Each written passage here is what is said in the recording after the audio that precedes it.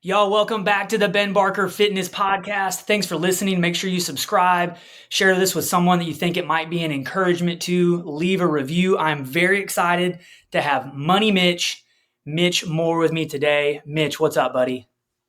Not much, dude. Excited to join the podcast from out here in sunny Colorado. I spent the morning running up the mountainside, watched the sunrise, and then I hit an ice bath. So I'm on fire today, and I'm excited for this, dude.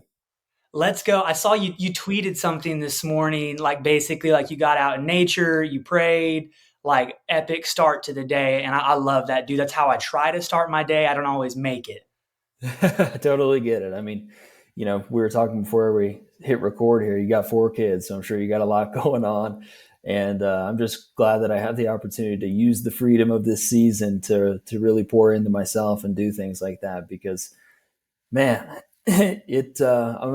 this was the first day that I started, with a trail run in the dark and watching the sunrise come up, hitting I regularly do ice baths, but I paired them together today, and it just, felt good. So I'm excited to continue to do it. Bro, there's like a joke on Twitter, people will be like, my morning routine, like get up at 3 a.m., drink a Yeah. gallon of coffee, take an ice shower, like whatever. But Mm-hmm. I know it's become a joke now, but like, I mean, if you listen to like Andrew Huberman, Mm-hmm. and like everything that goes along with cold exposure, and maybe it's even just the discipline that goes along with it. But I've been doing cold Yeah. showers for like, I don't know, 6 or 8 weeks now. One, it Awesome. gets easier as you go. Mm-hmm. And two, I think it's like anything, like you and I were just talking before the show, like fitness, finances, anything, it all really boils down to discipline. And there's something about it. Is that what you have found with the ice baths? Absolutely. Absolutely. I mean, the way I feel afterwards makes all the pain and suffering worth it. But I mean, yeah, just the discipline to be able to know that this is going to suck. This is going to hurt. It's going to be uncomfortable, but to put yourself in that situation anyways. Like, that's what growing in your fitness, your finances, growing in any area of life typically comes from the pain and suffering initially, and then you making that intentional choice to put yourself into that, and you get the growth that comes out of it. But the ice bath, I mean, yeah, all the Huberman, people love to cite the studies and stuff, but man, when you just do it, you see the benefits immediately. You feel on top of the world. You feel like you can overcome anything when you get out of there. So yeah, I decided to start my day with it this time instead. I've been doing it just throughout, whenever throughout the day recently, but starting the day with it, definitely the way to go. It's harder to 100%. do, but I it's the mean, way to go. it's so tough. But I think for me, I agree with you. I know there's lots of great studies out there and stuff. I don't like distance running. I like sprinting. And I know like the distance runners talk about the runner's high. I feel like Mm. I can get that from just doing like a 30-second cold shower. And I'd prefer to do that. 100%. Yeah. I mean, you really get that dopamine release, afterwards to where you just, like I said, I mean, you feel on top of the world. It's incredible. I mean, and yeah, you just got to try it for yourself. The personal experience, trumps all for sure. 100%. Mitch, I always get ahead of myself. For people listening, like if you're here from Twitter, you probably know who Mitch is. Tell me a little bit about yourself, like what you do, what you're passionate about. Absolutely. Yeah. So I'm a financial planner. I started my own business a little over a year and a half ago. I always knew that I wanted to start my own thing. It was just a matter of when, not if. And I really kind of jumped off the cliff before I was ready and figured out how to fly on the way down. And God really brought me through to where I am today. So, I mean, yeah, I mean, obviously finances and, serving others is very important to me. My faith is very important to me, my fitness as well. I love lifting weights. And, you mentioned distance runners, talk about the runner's high. That's something I've never experienced, and don't know if I'll ever get there. But, I absolutely love, all those 3 areas are the big things that are important to me, and what I spend most of my time doing outside of hanging with my wife and spending time with friends. And you were saying, did y'all just hit your 1 year anniversary? Is that correct? Yep. 1 year down. Everybody says the first year is the hardest, and we definitely had challenges to overcome, but we're excited for the future, and we've just become so close, my wife and I'm so grateful to have a partner that is pushing herself, looking to grow herself. Faith is also just very important and number one to her. So we're truly hitting our stride, I guess, as a relationship, as a marriage, and just continuing to grow together. And it's been an amazing adventure so far. That's amazing, dude. And I'll tell you this, dude. So we're about to hit our 10-year anniversary, Nice. and there's been like so much struggle. But one thing I've always said, bro, is like there's been times like when the only thing I've had going for me, like other than Jesus, like was my wife. It's like Amen. literally, and like, bro, like when you're like going through stuff, but you're married to someone that you genuinely like and want to spend time with, Yeah, absolute game changer.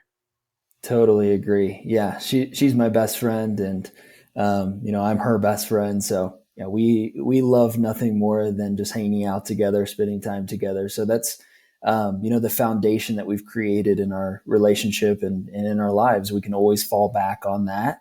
Where if the world is crumbling around us, we've got our faith, and we've got our foundation of our relationship to where we just fall back to spending time together, and it's amazing. As a game changer. I've always, it's like when Yeah. you have a hard day at work, if you don't want to go home to your spouse, it's a real long day. Mhm. Absolutely, absolutely. Yeah, I mean, um, she has her own business, so she's at home all day. I'm at home all day. Yeah. So we're definitely in the grind together, and then yeah, we love just hanging out at the end of the day. But I couldn't imagine. I mean, honestly, the number one decision you could ever make in life is accepting Jesus. But outside of that, it's like if you're looking to like the most important decision you can ever make for your health, your finances, I mean everything is who you marry, because you're going to spend the most time with that person. You're going to be the most intimate with them. Like, Yes. everyone here is like you're the average. Everyone has heard the saying like you're the average of the five people you spend the most time with. Well, guess what? Your wife. If for guys listening to this, if there's girls, your husband. Like that's the person you're going to spend the most time with outside of just yourself. So get that decision right, and like you said, it's a game changer for sure. And for you young guns, Alex Hormozy is not a believer. And he even says that.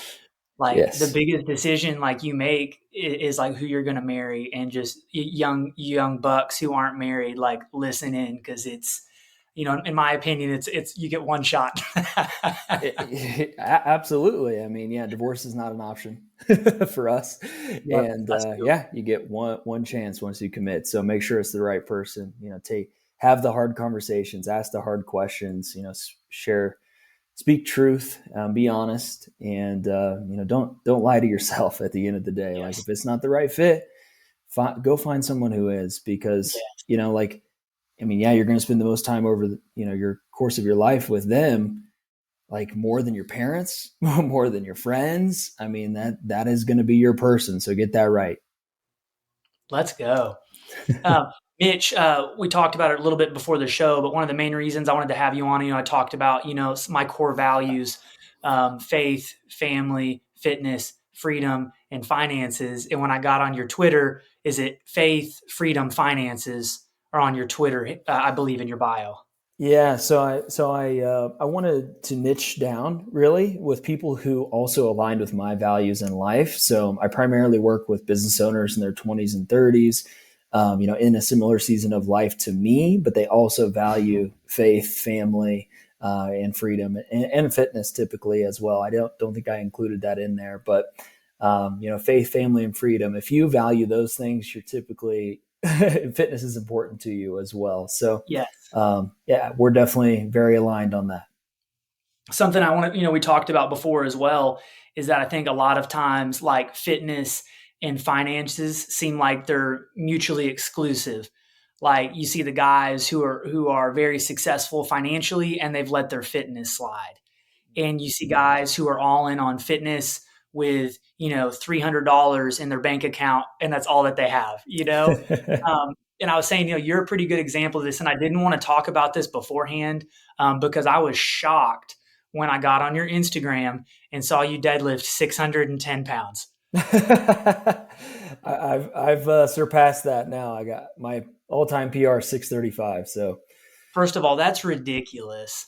I Second of appreciate it. all, are you the strongest financial planner that you know? Absolutely. I used to have that as my Twitter bio, world's strongest financial planner, but Let's go. yeah, my training has shifted a bit since then. But yeah, I definitely push the numbers for significant time in my life.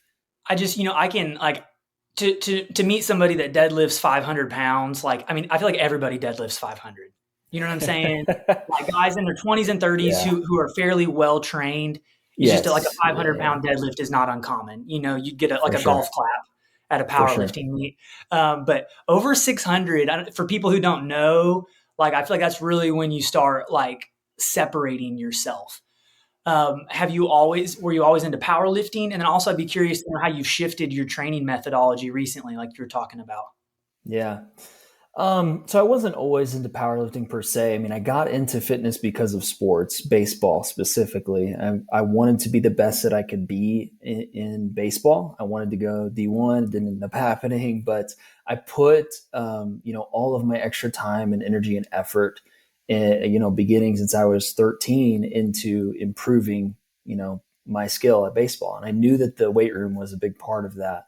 And, yeah, I mean, I just fell in love with it, man. I fell in love with lifting weights, the confidence that I got from it. Like, it is truly life changing when you can look yourself in the mirror and be happy about what you see.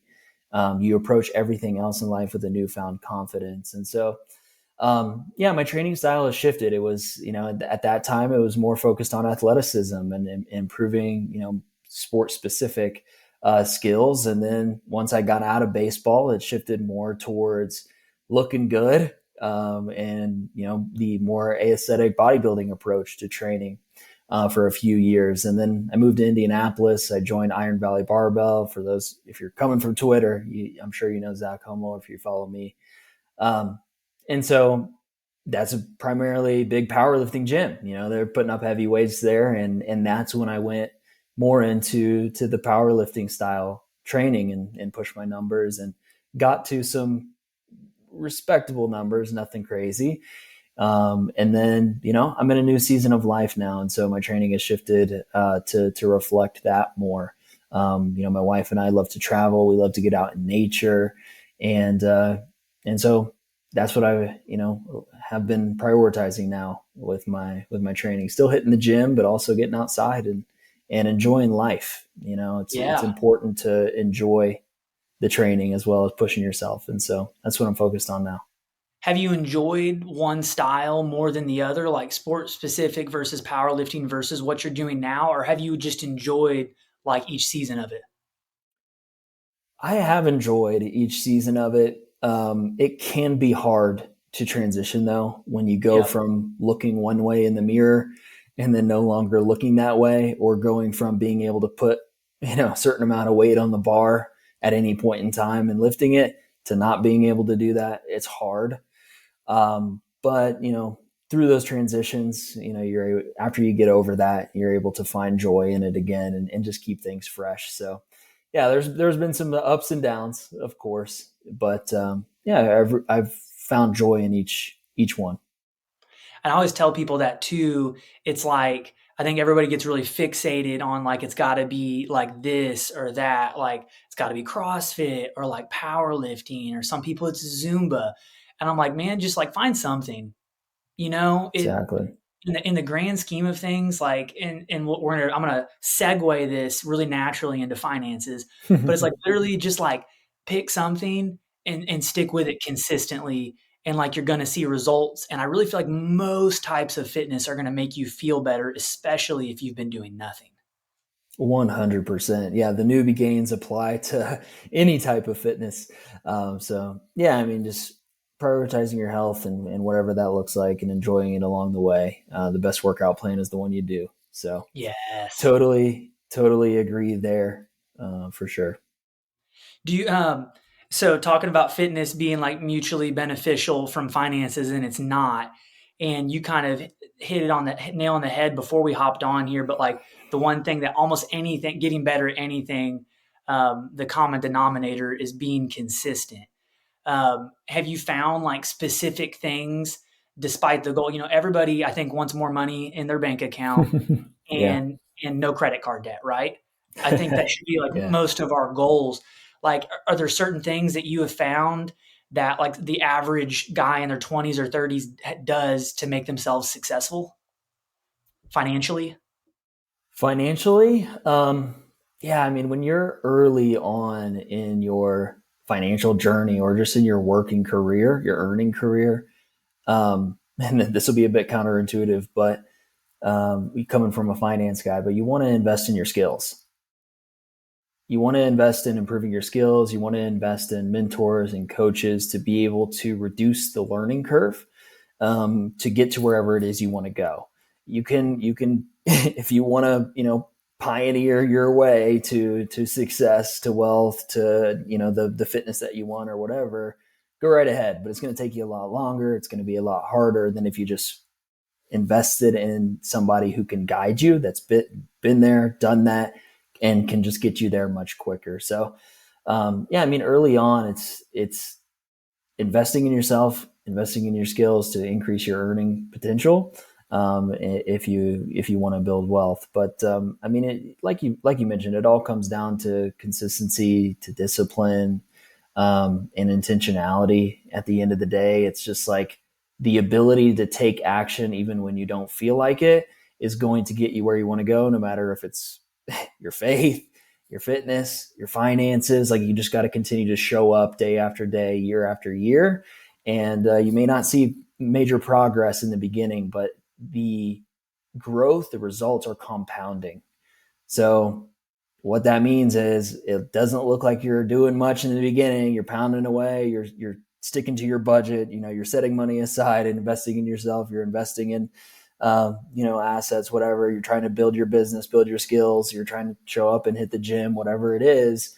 You may not see a ton of progress right away, but 3, 5, 10 years, people are going to be asking you what your secrets are. So you Yeah. just got to continue to put in the work and show up, and you'll see the fruit of your labor in due time.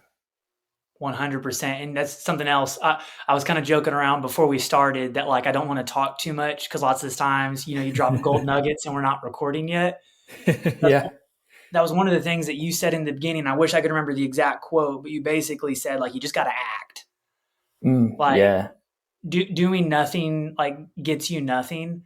And that's something that like Yeah. is probably almost like a weakness of mine is like if I see something that I want to do, like no thought, I act. So it's like my greatest strength and my greatest weakness. But I Yeah. think most people on my podcast last week talking with my brother-in-law, he was just talking about in fitness, guys get paralysis by analysis. It's like, Yep. oh, do I do Dave Ramsey? Do I go like Robert Kiyosaki style? Like Yes. whatever. Like do something. Exactly. Yeah, I mean, at the end of the day, all the foundational elements are the same for everybody. You want to make sure that you build up an emergency savings. You want to make sure that you're paying off, high interest credit card debt. You want to make sure that you're, setting aside money to invest in yourself. So the foundational aspects are the same. So act on those, and then you'll gain that clarity as you go. Like the way that I like to explain it in business, in any area of life, is like, when you haven't started yet, the only next step or the first step in front of you is illuminated. So you got to take that step, and then the next step will become illuminated from there. But you can't see 100 steps down the road. It's not, the whole path is not going to be lit up to you, or it'd be easy. It would be easy. Everybody would do it, and then nobody would stand out. Nobody would be successful. Nobody would be wealthy. Like we'd all just be the same. So like that first step is the only step that you can see, and it's scary. It's going to take courage. It's going to take balls to do. But once you take that, then the path becomes lit up a little bit further. And then you're say, okay, I'll take that step, and then the next one will light up. But until you take the first one, you're not going to see step two. My another quote. This will be tweetable as well. was talking a minute ago or earlier on about like learning to fly on the way down. And Yeah. exactly what you just said. It's like that first step is what you know you need to do. Like you have to take the first step, but I think a lot of it is figuring it out as you go. And Yeah. that's bro.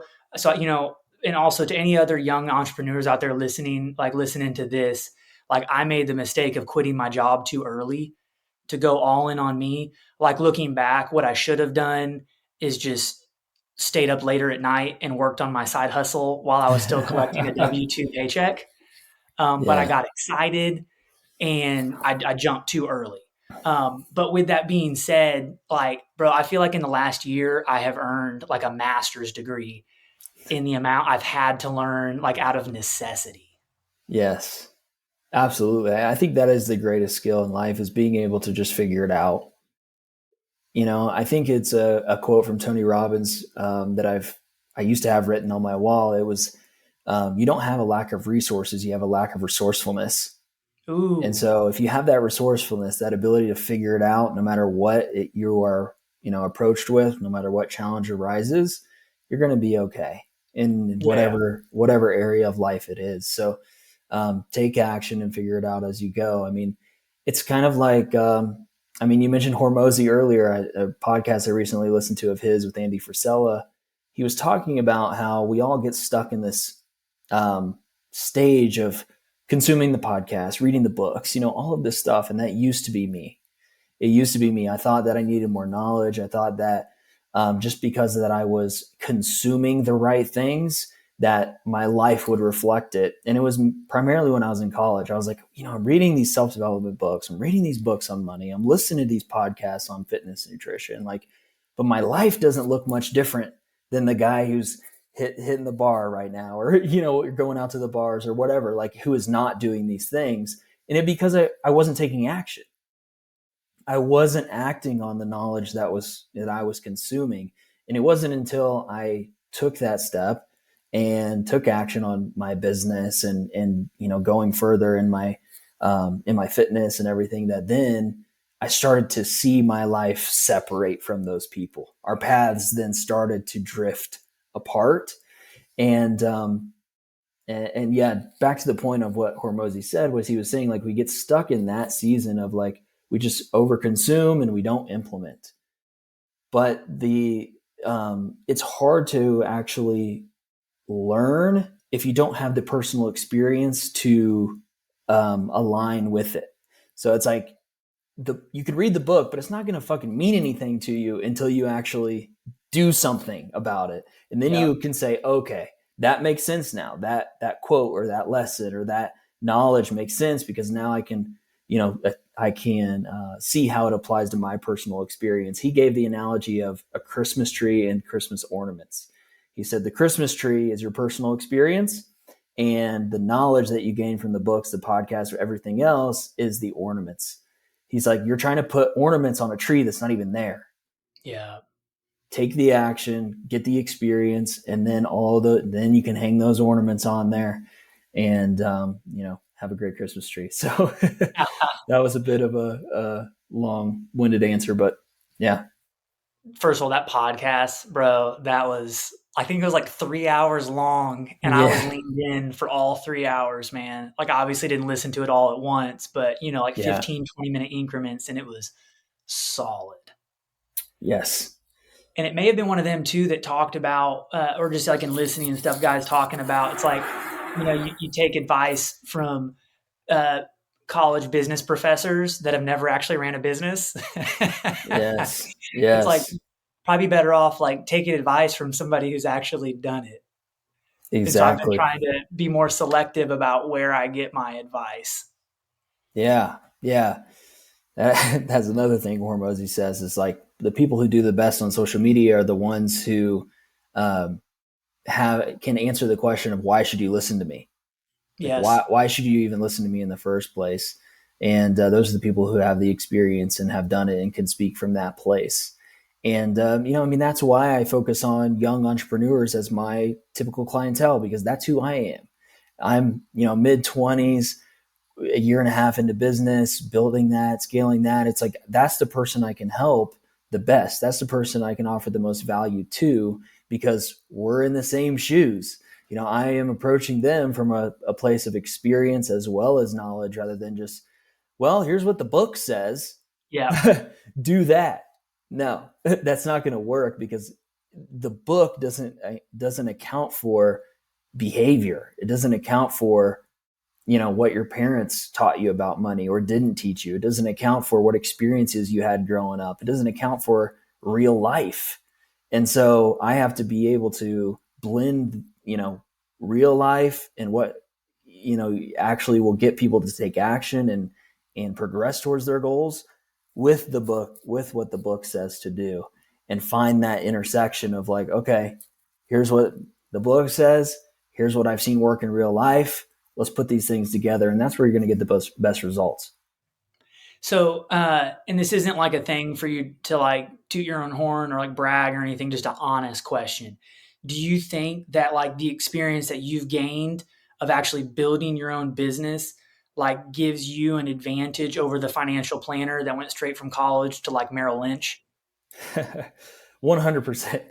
100%. And that's why I primarily market myself on Twitter. There's not a lot of financial planners on Twitter that market themselves there, but there's a lot of young business owners that are on Twitter. That's where they go to learn. That's where they go to connect, to network with other people in the same season of life, or even people who are further ahead in that path. So yeah, I mean, 100%. I mean, it comes back to that life experience, like I have sat in the seat where I'm under the pressure to put food on the table for my, my wife and I don't have kids yet, but like I've been under pressure to get clients, to make money, to, how do I then manage the money that's coming in and the cash flow that's coming in, how do I save for taxes? Like I've done all this myself. So like, I can give you, real life examples and lessons from my own life to be able to help you in your journey in business. Whereas that guy, like you mentioned, I mean, before I did this, I worked at Charles Schwab. I worked at a big financial company, and I saw the service that they offered, and it was just nothing compared to what I'm able to offer now. Bro, like it's funny how like listening to people like you and just getting advice from people, and I can't remember if it was you or another dude I follow on Twitter, but it was really funny. He was like, $8 coffees at Starbucks aren't what's keeping you poor. It's like your $4,000 mortgage and your two $1,000 car payments Yes. every month. And that's always like, that really changed my perspective on like finances when I was like, cause I was so like fixated like on a certain number I wanted to make. And, when I went out on my own, and it was kind of like, then you start listening to other people who are like, that's not a lot of money. Like, why not shoot for something bigger? Yeah. And so this is another question for you, Grant Cardone, right? Polarizing guy. Yeah. But, like he's big right now on making a push, like if he said something like, I would be ashamed of myself as a man if I made less than $400,000 a year. I was like, oh, Grant, you're gonna hit me with that. Like, do you see like with like the trends and stuff and the way things are going, like, is there like a certain number, like as an entrepreneur, that you feel like puts you like in a safety zone? No, because if you spend as much as you make, it doesn't matter how much you make. It's going to be the difference between how much you spend and how much you make that puts you in a safety zone. And so it's important to focus on the big things rather than the little things. Like you mentioned, it's not the Starbucks coffee.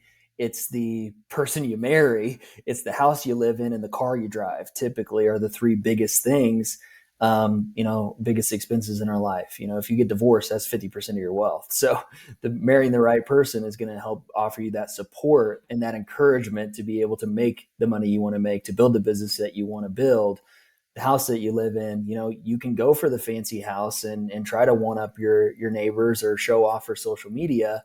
But whenever you have, those fixed payments that are taking up all of your cash flow, you're not going to be able to build wealth. You may look wealthy, but typically wealth is what people don't see. It's the numbers in the bank account. It's the numbers in the investments. It's the ownership of the assets. It's not hey, I drive this fancy car and I live in this big house.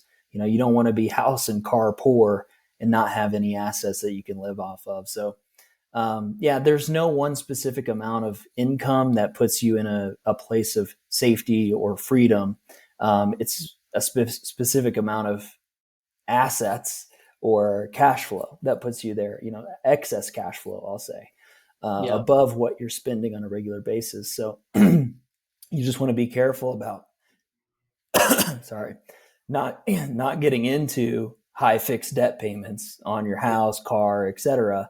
Because then you take away all of your flexibility, you take away all of your freedom. I mean, it's going to be hard to quit your job and start a business if you have a $3,000 mortgage every month that you got to cover, and $1,000 car payment or whatever, versus $1,000 mortgage and a couple $100 car payment. You just have that freedom and that more flexibility to be able to take the risks and build the wealth that you want. So, yeah. And the thing is, just to speak directly to the Grant Cardone thing, is like he's like in his mid 60s or maybe even late 60s. I guarantee he wasn't making $400,000 or the equivalent of whatever that was throughout his whole life. So when I look at it, it's like, okay, I'm 25 now. It's like by the time I'm 60 plus, shit. So I love that perspective. And bro, and that's like another thing. It's like keeping up with the Joneses. Like it's that exactly. Like people are in a different position. And like that's what you always have to weigh. Like when you see someone successful, like you see some dude in like a Lamborghini or a Ferrari, it's like, does he have a happy marriage? Yeah. That car might be the only thing that he's got going for him, and that doesn't mean a lot. And so to y'all listening, like Yes. I try not to get caught up in that and be proud of the fact that I have a mortgage payment I can afford and no car payments, Yeah. and like I'm balling in that regard. I've got some other things I need to work on, but like in that regard, I've got that Yeah. going for me. I mean, and you can spend an afternoon with your kids on a Tuesday whenever you want. That's right, dude. That's That's what I want. That's the freedom that I'm looking for. I actually tweeted it. I think it was yesterday. Like, none of my friends are playing this material status games. Our number one indicator of success is freedom. Freedom to pursue our faith deeper. Freedom to more intentionally pour into our relationships. Freedom to explore, the world and God's creation. Freedom to work on our business if we want, freedom to not work if we want, like yeah, whatever that is. Money is a tool to live the life that you want. And if you're using money just to get you into a trap, like you got to make some hard decisions and realign your priorities. yeah. But I think that may have been the best thing that you said today, man, because it's funny when you're not where you want to be financially. But then when I do take a step back and look at it, like last night, I was at soccer practice with my kids for 2 hours. And, Mm, 16 months ago, I wouldn't have been able to do that because I would have been at work in the evening. mm, And that's a game changer. As we kind right. of like wrap this up, Mitch, do you Yeah. see like any like one, two, three like common mistakes like guys like you and me trying to start our own thing like fall into? Is it like not accounting for that tax bill at the end of the year? Like, do you see any big things that are like common denominators and fallbacks? Yeah. The number one issue that I see is just a lack of organization or clarity around your financial situation. When most people they ask me, what I offer, what I sell, they expect me to say some finance knowledge or some, hack or loophole, if you want. But what I tell them is what I sell is clarity and accountability. Clarity on how to get from where you are to where you want to go, and the accountability to help you execute on that journey. So, especially people starting out in business, we typically get into business because we don't like authority. We want to buck the system. We don't like structure. We don't want to follow orders. And so we get into business and it's great, but then we lack that structure. We lack that organization to be able to manage the business and scale it well. And so when I start working with young business owners, it's like things are just all over the place and they don't have clarity on just how much are you making in your business every month? what are your business expenses? Like how much do you need to be saving for taxes and setting that aside? Your tax bill does not have to be a surprise. Like it doesn't have to be April 15th and my CPA tells me I owe this much and I had no idea what was coming. We can plan for that throughout the year. We can create a structure to where you have that clarity on this is how much I'm going to owe in taxes. This is how much profit I have in my business. This is what my, numbers are looking like. Am I trending the right direction? How much can I afford to pay myself from my business to my personal? How do I even do that? And so that would be the number one biggest thing that I see is just a lack of organization. And, the number two would just be lack of discipline. I tell, when I talk to people about I expected my biggest challenge coming into business to be my lack of technical financial knowledge. Yeah. I got into business without much experience before I was ready, like I mentioned, and that hasn't been the case whatsoever. It has been my ability to help my clients overcome their own behavior that has been one of the biggest challenges. So if you can gain clarity, gain structure in your finances, and follow that up with discipline and execute, you're going to be, off to the races. So, those are the two biggest things. It's not necessarily specific financial things. It's more of, behavioral and personal characteristics, I guess. Y'all, and that literally, do you have clarity in what you're looking for in a spouse? Do you have clarity in what you want out of your fitness plan? And do you have discipline in treating your spouse the right way? And it just that literally applies to every other area of life. Clarity, accountability, discipline, organization. I love it, dude. Mitch, where's the best place for everybody to find you? Yeah, on Twitter at Mitch D. Moore is where I put out most of my content. I don't do much on Instagram, like we mentioned. Another big place that I'm always putting out content is my podcast with my brother. We co-host that together. It's the Super More Bros podcast. And you can find that on Apple, Spotify, wherever. We're going to start putting it up on YouTube soon. But yeah, Twitter, at Mitch D. Moore, and Super More Bros podcast on all the platforms. Perfect. And y'all listen, what I really like about Mitch's Twitter is that it's not just these boring financial statistics. It's legitimate tactical advice that you can take. And there's always other stuff sprinkled in there and stuff that'd be applicable to just about anybody. So one, if you need help with your fitness, sign up for a free 7-day trial of my workout program. The link will be in the show notes. And two, more importantly, or equally important, if you need help with your finances, this is an illuminated first step. Go follow Mitch on Twitter, and that's just an easy first step that you can take. Mitch, Thanks so much for joining today, man. This is thank you for doing this again after I accidentally stood you up a few weeks ago. All good. And I appreciate you for taking the time, buddy. Thanks for the opportunity, man. I'll talk to you soon, bud.